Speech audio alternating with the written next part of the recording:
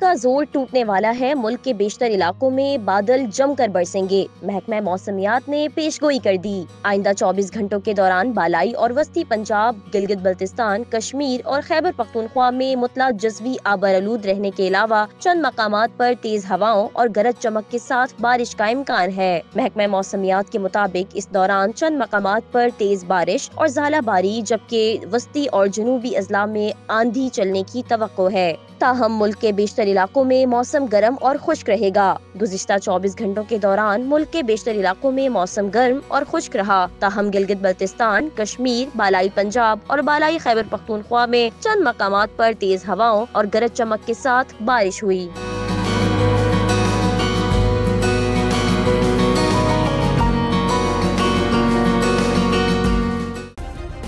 Subscribe करें और bell दबाएं ताकि कोई खबर रह न जाए।